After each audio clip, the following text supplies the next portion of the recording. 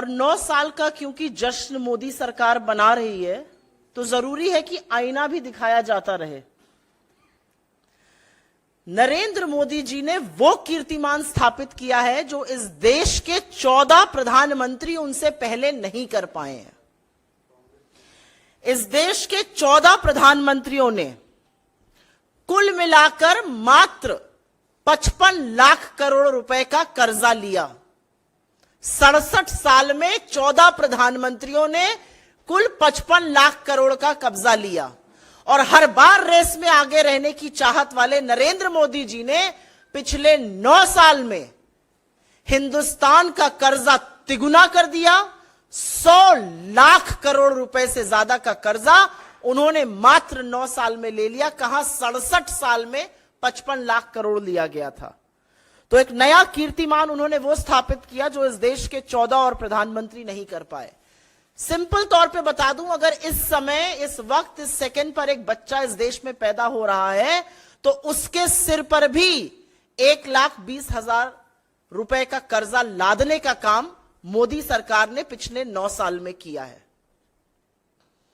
और अगर और सिंपली बोलने पर आ जाऊं तो हर सेकंड इस सरकार ने 4 लाख रुपए का कर्जा लिया है, हर मिनट पर लगभग 2.5 करोड़ का लिया है, हर घंटे पर 144 करोड़ का कर्जा लिया है, 3,456 करोड़ का कर्जा हर दिन लिया है, हर महीने 1 लाख करोड़ से ज्यादा, और हर साल लगभग 12.5 लाख करोड़ का कर्जा लिया है। इसीलिए 9 सालों में 100 लाख करोड़ से ज्यादा का कर्जा लेने का कीर्तिमान और इस देश के लोगों पर कर्जा के बोझ तले उनको दबाने का कीर्तिमान नरेंद्र मोदी जी ने स्थापित किया है। आप इनसे कोई भी सवाल पूछिए, बाकी देशों की बात करते हैं तो उस पर भी आईना दिखाना जरूरी है। भारत का डेट टू जीडीपी रेशियो, मतलब कर्ज और जीडीपी का जो अनुपात होता है, जो रेशियो होता है, वो 84% पर है इस समय। और हमारे तरह की जो इमर्जिंग मार्केट इकोनॉमीज हैं या प्रगतिशील डेवलपिंग इकोनॉमीज जिनको कहते हैं, उनका औसतन ये रेशियो 64.5% पे है। हमारा 84% पर है, उनका 64.5% पे है, 64.5% पर।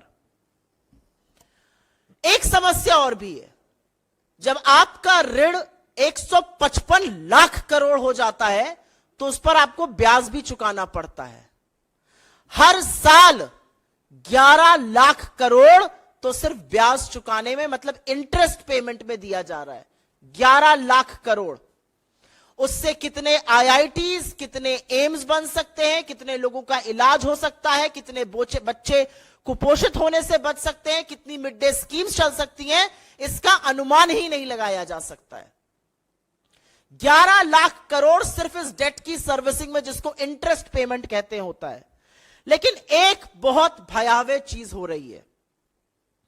सीएजी की रिपोर्ट, यह हमारी रिपोर्ट नहीं है, यह सीएजी की रिपोर्ट है, और सीएजी की रिपोर्ट यह साफ तौर से कहती है कि 2020 में ही हमारी जो ऋण स्थिरता थी, जिसको डेट स्टेबिलिटी कहते हैं, वो नेगेटिव में जा चुकी थी।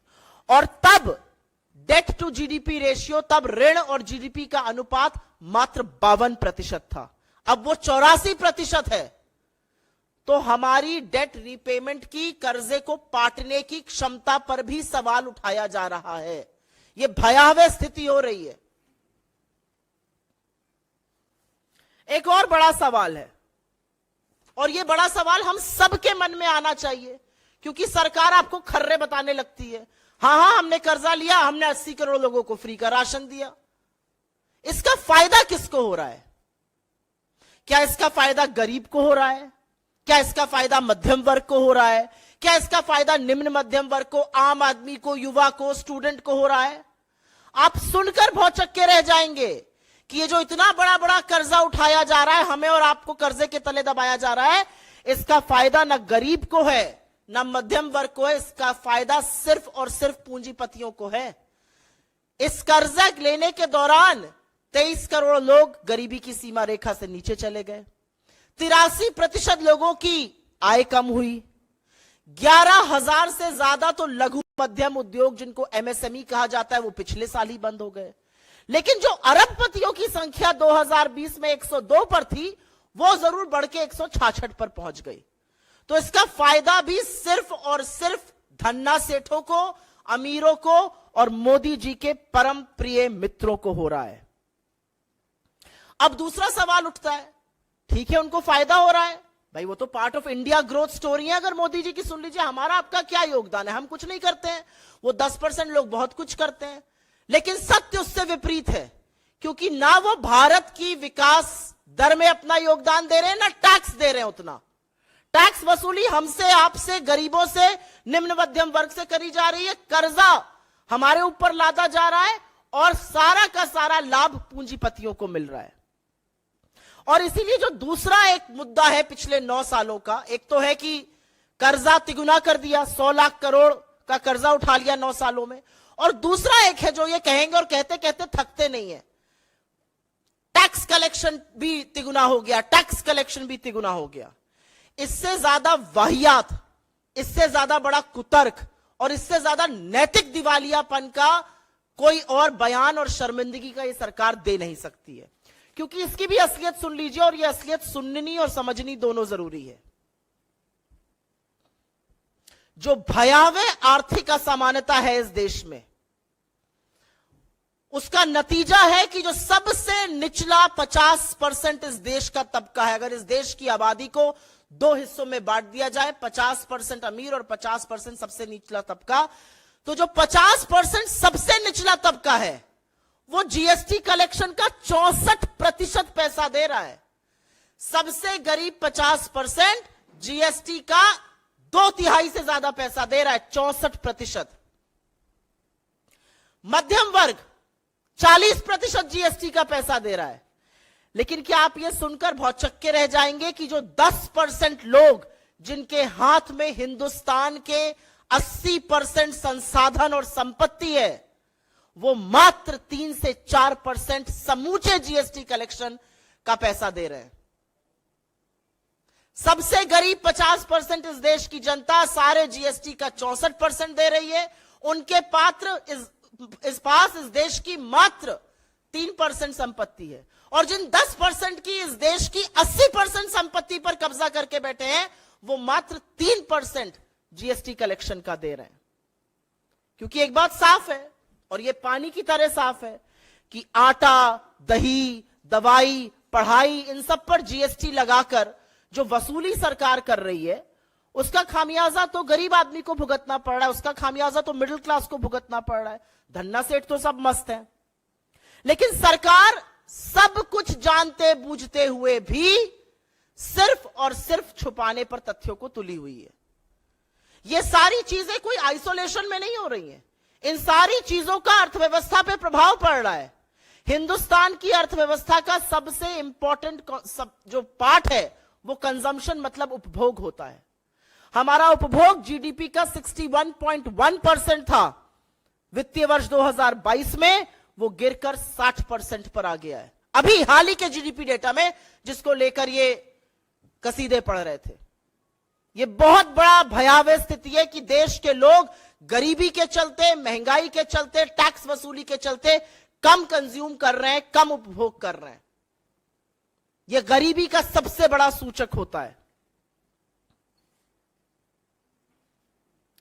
और आपकी जानकारी के लिए हमने इस मंच से पहले भी साझा किया, अभी भी साझा कर देते हैं, वसूली तो आप ही की जेबों से हो रही है, डाका तो आप ही के पर्स पे पड़ रहा है, आप ही के घर के बजट पर पड़ रहा है। इस देश में अगर परचेजिंग पावर ऑफ रुपी की पैरिटी से देखा जाए तो सबसे महंगी दुनिया की रसोई गैस भारत में बिक रही है, तीसरा सबसे महंगा पेट्रोल भारत में बिक रहा है, 8वां सबसे महंगा डीजल भारत में बिक रहा है। तो भैया अच्छे दिन किसके आए हैं? कहां है वो मायावी अच्छे दिन जो आ ही नहीं पाए हैं? कर्जे के तले हम दबे हैं, उपभोग हम कम कर रहे हैं, महंगाई से हम त्रस्त हैं, लगातार पेट्रोल, डीजल, एलपीजी के दामों को बढ़ाया जा रहा है। और अंत में एक बात मैं ये जरूर कहूंगी कि ये कहनी जरूरी है कि जो टैक्स वसूली हो रही है, चाहे वो जीएसटी के थ्रू हो, चाहे वो एक्साइज ड्यूटी, फ्यूल के थ्रू हो, जहां पर आपको महंगा एलपीजी, महंगी पेट्रोल, महंगी डीजल, और डीजल के महंगे होते बाकी फल, फ्रूट, सब्जी जो सब महंगी है, उसका प्रभाव आम आदमी पर पड़ रहा है, उसका प्रभाव मोदी जी के मित्र मंडली पर नहीं पड़ रहा है, धन्ना सेठों पर नहीं पड़ रहा है। और इसीलिए अंत में हम यह जरूर कहना चाहते हैं कि गुजरात के मुख्यमंत्री रहते हुए बड़ी बड़ी बातें करते थे मान्यवर। बातें तो ऐसी करते थे कि दिल्ली में बैठी हुई एक इनकॉम्पिटेंट करप्ट सरकार है। वो अलंकार, वो नाकामी के, वो निकम्मेपन के, वो भ्रष्टाचार के अलंकार अब मोदी सरकार से ज्यादा अलंकृत किसी को नहीं करते हैं। और इसीलिए हम इस मंच से मांग करते हैं कि इस देश को कर्जे के तरह दबाने के लिए, इस देश में टैक्स वसूली के चलते, इस देश में जो आर्थिक असमानता बढ़ी है, जो अर्थव्यवस्था पूरी तरह से ध्वस्त हो चुकी है, जो ना आप सुर्खियों से ठीक कर सकते हैं, ना आप व्हाट्सएप फॉरवर्ड से ठीक कर सकते हैं, उसको ठीक करने के लिए तो आपको आर्थिक प्रबंधन पर ध्यान देना होगा। लेकिन इस मंच से हम एक श्वेत पत्र की मांग करते हैं, क्योंकि भयावह स्थिति भारत की इकोनॉमी की है और उसका जवाब जरूर मिलना चाहिए। I will very briefly make a statement in English on this. This is an extremely important matter and should be a matter of public discourse. Mr. Modi has done the unthinkable. 14 Indian prime ministers before him in the last 67 years amounted to a debt burden of only 55 lakh crore rupees. Mr. Modi in the last 9 years has trebled India's debt burden. Not doubled it, but trebled India's debt burden to 155 lakh crore rupees. He himself in the last 9 years has amassed a debt burden of 100 lakh crore rupees. A child being born at this second is bearing a debt burden of 1,20,000 rupees. This government is borrowing 4 lakh rupees every second. This government is borrowing almost 2.5 crore rupees every minute. And that has amounted to 100 lakh crore rupees in the last 9 years. That's the kind of debt burden that we are reeling under. And each time you show them the mirror, they will talk about foreign economies. They will talk about other countries. So let's show them the mirror once again. India's debt to GDP ratio is at a massive 84%. For emerging market economies, for developing economies, an average debt to GDP ratio is at 64.5%.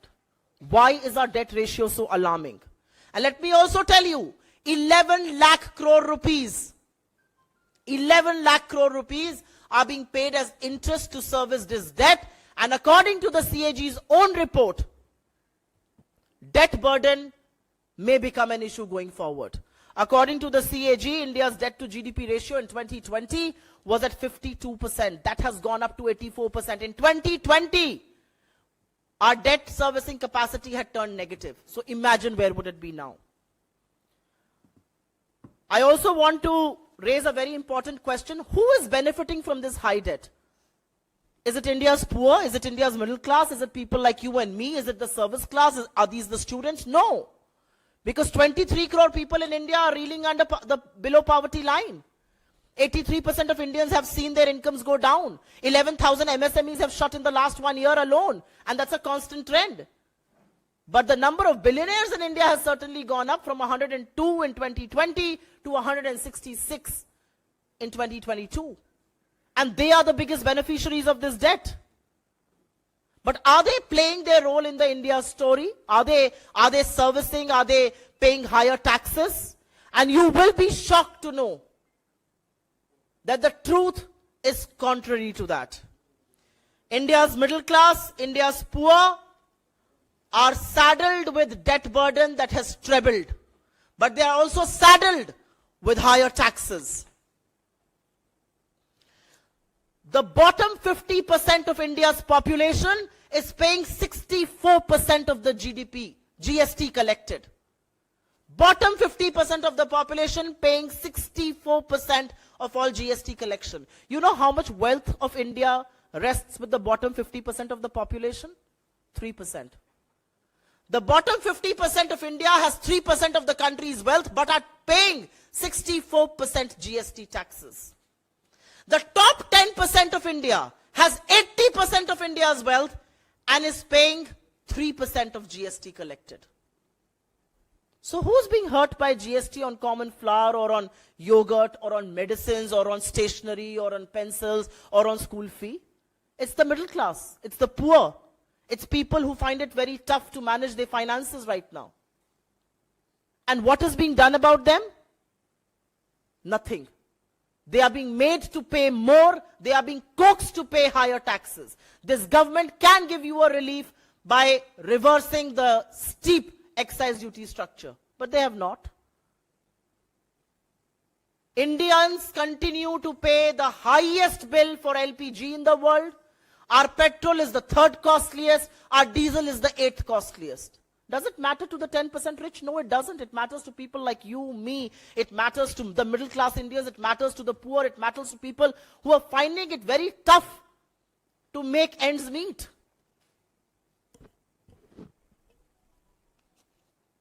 The only thing that we say from this platform is that Mr. Modi, as Chief Minister of Gujarat, used to call the central government incompetent, inefficient, and corrupt. And I think those three adjectives fit the Modi government and Mr. Modi no better than any other. Because economic mismanagement of this government has resulted in a ruined Indian economy. It has resulted in high prices. It has resulted in high inflation. It has resulted in high unemployment. And it has now resulted in massive debt burden that the country is facing. And so, I will only say that Indian economy cannot be managed by managing headlines. Indian economy can also not be managed by WhatsApp forwards. Indian economy will have to be managed by sound economic managers who don't want to hog the limelight, who want to do the work and fix the Indian economy and ensure that prosperity reaches every part of India. In the end, from this platform, we demand that a white paper be released on the Indian economy by the government because the fault lines are only getting deeper.